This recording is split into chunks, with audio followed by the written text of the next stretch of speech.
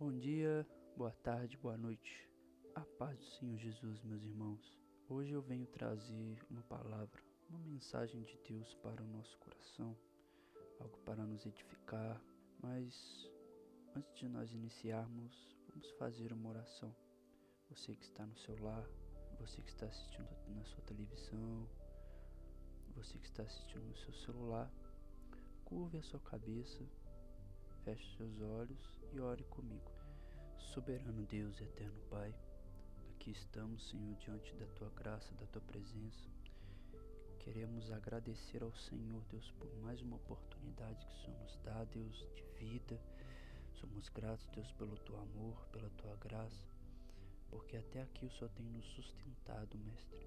Senhor, no nome do Teu Filho amado Jesus Cristo, apresento, Senhor, esta palavra. Em nome de Jesus, Deus, que as pessoas, Deus, os ouvintes que estiverem, Deus, contemplando esta palavra, que elas possam ser tocadas, Deus, e transformadas, Senhor. Em nome de Jesus, Senhor, que o Senhor possa entrar nos lares, nos corações, Deus, que o Senhor possa fazer transformação, Pai, que o Senhor possa trazer mudança. Em nome de Jesus, Deus, é isso que eu peço e te agradeço. Em nome de Jesus. Amém. Hoje venho trazer uma palavra do nosso Senhor, palavra referente ao Evangelho de Jesus Cristo, conforme escreveu João, o capítulo 3, do versículo 10 ao versículo 21. Mas antes, mais uma vez, eu quero que saibam que essa palavra ela foi supervisionada pelo meu pastor. Fiquem tranquilos, que Deus possa falar ao vosso coração. Jesus respondeu e disse-lhe: Tu és mestre em Israel e não entendes essas coisas? Na verdade, eu te digo que nós falamos o que sabemos e testemunhamos o que temos visto, e não aceitais o nosso testemunho. Se eu vos falei de coisas terrenas, e vós não credes, como crereis se eu vos falar das coisas celestiais? E nenhum homem subiu ao céu, senão aquele que desceu do céu, o Filho do homem que está no céu. E como Moisés levantou a serpente no deserto, assim importa que o Filho do homem seja levantado, para que todo aquele que lhe crê não pereça, mas tenha a vida eterna. Porque Deus amou tanto ao mundo que ele deu o seu Filho unigênito, para que todo o que nele crê não pereça, mas tenha a vida eterna. Porque Deus não enviou o seu Filho ao mundo para condenar o mundo, mas para que o mundo possa ser salvo através dele. Quem crê nele não será condenado, mas quem não crê já está condenado, porque não creu no nome do unigênito Filho de Deus.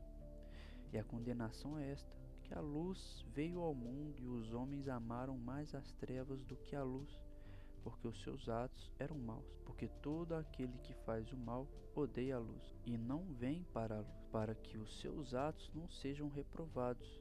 Mas quem pratica a verdade vem para a luz, para que os seus atos possam ser manifestos, pois eles são forjados em Deus. Na conversa de Jesus com Nicodemos, nós podemos ver a graça de Deus. Pois mesmo sendo pobres pecadores, Deus entregou o seu próprio Filho por amor a mim e a você. E aqui será apresentado 6 lições importantes para a nossa vida. E a primeira lição é: a humildade nos tira da ignorância. No início dessa conversa, nós podemos ver algo muito interessante. Nicodemos, um homem que era mestre da lei. Algo muito interessante, nós podemos ver que ele chama Jesus de Rabi. A palavra em hebraico, Rabi, significa meu mestre ou meu senhor. Isso nos mostra a humildade de que Nicodemos chega para falar com Cristo. Ele diz: nós sabemos que és mestre vindo de Deus, porque nenhum homem pode fazer esses milagres que tu fazes, se Deus não estiver com ele. Ou seja, aqui está o reconhecimento de Nicodemos. Não somente por chamar Jesus de mestre, mas Mas por falar que ninguém realiza sinais e maravilhas, ninguém o faz, se Deus não estiver com ele. Ele reconhece que Jesus é mestre e que ele veio de Deus. É algo muito importante reconhecer que somos pequenos, que nada somos sem a presença de Deus e as suas orientações. Deus sabe o que é melhor para cada um de nós. E muitos querem chegar questionando a Deus por coisas que aconteceram. Porém, Deus, na sua infinita bondade e graça, sempre vai nos mostrar o caminho que devemos seguir. E a lição é que Deus sempre estará pronto para te ouvir, desde que você se abra para Ele, desde que você reconheça a bondade e a grandeza dele. Charles Spurgeon, em algum dos seus comentários, ele diz que o orgulho é a barreira que impede a entrada da graça, e a humildade é a porta aberta por onde ela flui. E a segunda lição é: a visão humana sempre irá trazer conflitos. Continuando nesta conversa entre Jesus e Nicodemos, Jesus o responde, diz que se um homem não nascer de novo, ele não poderá ver o reino de Deus. Podemos ver que isso trouxe uma certa confusão a Nicodemos, e ele indaga dizendo: como pode um homem nascer de novo, sendo ele velho? Pode entrar pela segunda vez no ventre de sua mãe e nascer? Mas Nicodemos o questiona em uma visão totalmente humana. Eu acredito que Jesus poderia achar que Nicodemos, sendo um dos principais membros do Sinédrio, poderia compreender questões espirituais. Charles Spurgeon, em uma de suas frases, ele diz: se você for chamado para ser um líder, que o seu único título de nobreza seja o de servo de todos. O cargo não eleva o homem, é a fidelidade do cargo que o honra. E uma lição importantíssima que podemos tirar é que, independente do seu cargo, independente do que você seja, onde você estiver, sempre há algo para acrescentar na sua vida, sempre haverá algo para aprender. Nicodemos se assentou, mesmo sendo uma das grandes influências da época, ele quis se assentar e aprender com Cristo sobre coisas espirituais, pois ele sabia que quem fazia aqueles sinais e maravilhas não poderiam fazer sem que Deus estivesse com ele. Naquele tempo, os principais líderes só queriam fazer cumprir as leis, mas eles não tinham o que era essencial: o amor e a fé. E a nossa terceira lição é: Jesus nos chama para a regeneração espiritual.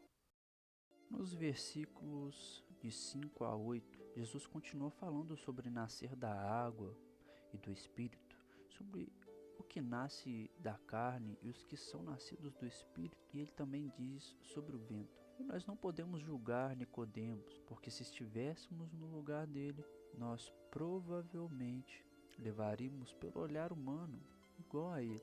Nota-se que quando Jesus diz: se o homem não nascer da água e do Espírito, podemos fazer uma analogia. Na Bíblia, em algumas vezes, quando cita água, é algo que simboliza a purificação.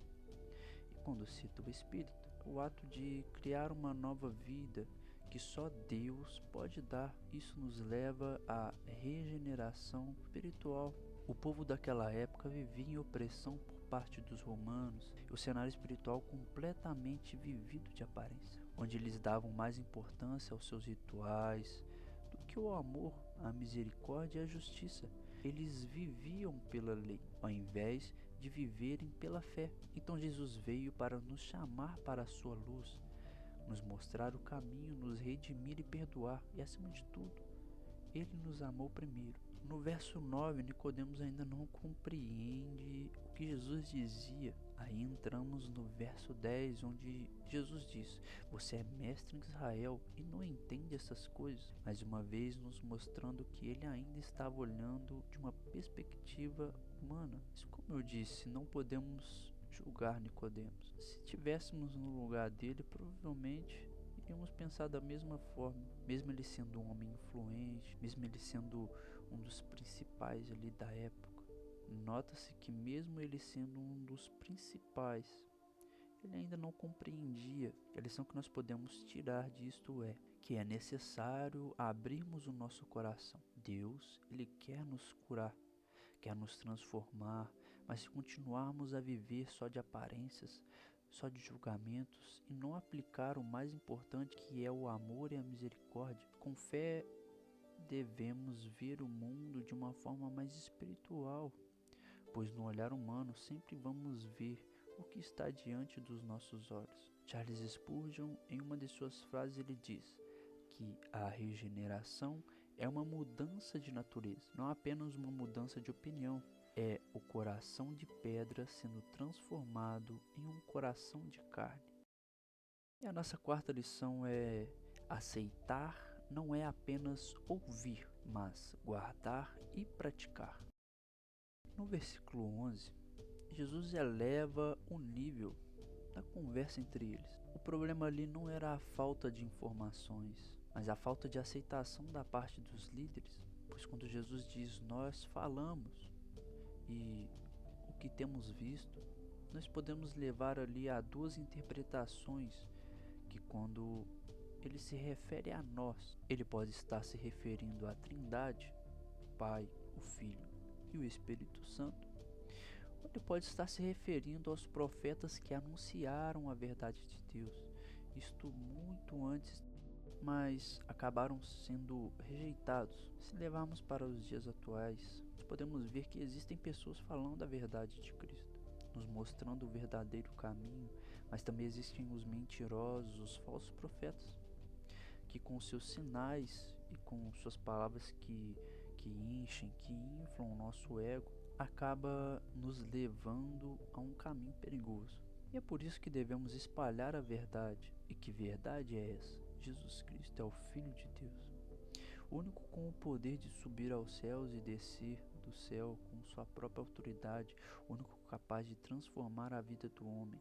A lição que nós podemos tirar é: se formos levar para a linha de pensamentos sobre os profetas, nós podemos ver que o povo foi continuamente avisado e houve promessas da parte de Deus, e quando Jesus veio eles o rejeitaram.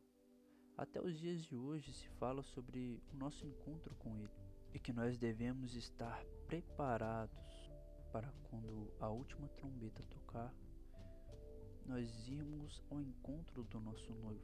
Não é sobre se preparar, mas é sobre já estar preparado. Uma das frases de Charles Spurgeon, ele diz que o povo que recusa a Cristo hoje não o faz por falta de evidência, mas por falta de disposição em abandonar o trono de sua própria vontade.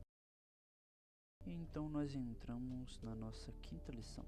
Jesus é a cura e aquele que purifica.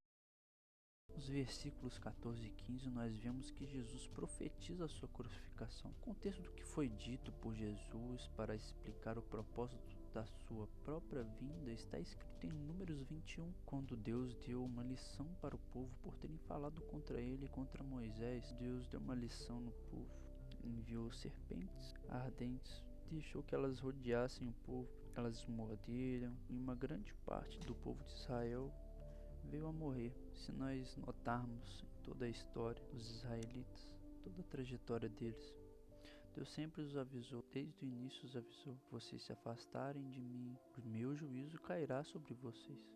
E era sempre no juízo o povo se arrependia. Que foi o que aconteceu? Eles se arrependeram, foram até Moisés. Moisés orou pelo povo e Deus ordenou que ele fizesse uma serpente de bronze e a colocasse sobre a haste, e todo aquele que olhasse para ela viveria. Assim como a serpente foi erguida no deserto para que todos as que a vissem fossem curados, assim Jesus seria erguido na cruz para salvar as nações do pecado e da morte. Quando olhamos para Cristo, Ele nos traz cura, Ele nos traz transformação, nossos pecados são perdoados. Quando olhamos para Cristo, nós aprendemos a amar nós temos uma vida totalmente diferente. E a lição que podemos tirar é que devemos pegar o exemplo de Pedro, quando ele pediu para Jesus para que ele fosse até ele por sobre as águas. No momento em que os seus olhos se desviaram do mestre, ele começou a afundar. Devemos ter o nosso alvo é Cristo. Devemos olhar para Cristo,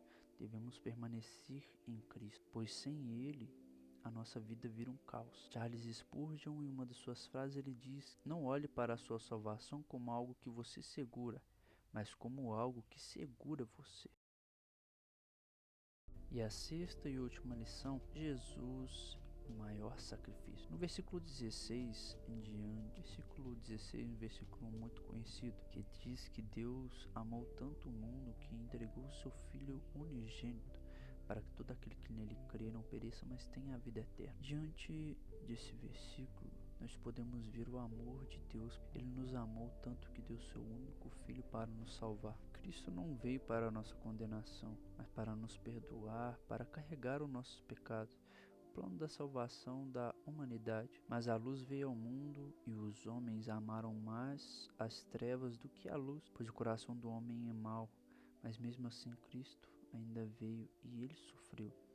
Ele foi um homem de dores, ele morreu, mas ao terceiro dia ele ressuscitou dos mortos e venceu a morte. Cristo, o nosso Salvador, autor e consumador da nossa fé. E a lição que podemos tirar não há uma lição mais linda igual a vinda do nosso Senhor e Salvador Jesus Cristo. Nos mostrou o que é o verdadeiro amor. Ele nos ensinou a ter fé em todos os momentos. Através da vinda de Cristo, nós temos um modelo, um exemplo do que é ser servo.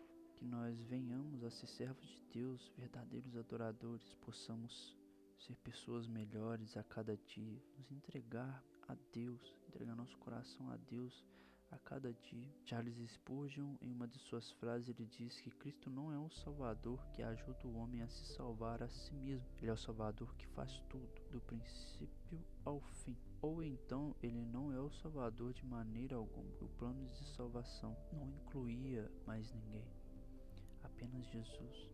Jesus os nossos pecados, Jesus os nossos erros e nossas falhas, que ele carregou. Mas nós cremos, nós sabemos, a vitória já é nossa pelo sangue de Jesus, pois ele venceu a morte. Que Deus em Cristo possa falar mais e melhor em cada coração. Continuem estudando a palavra de Deus e permitam ser transformados por ele. Que Deus possa abençoar a todos e a cada um em nome de Jesus.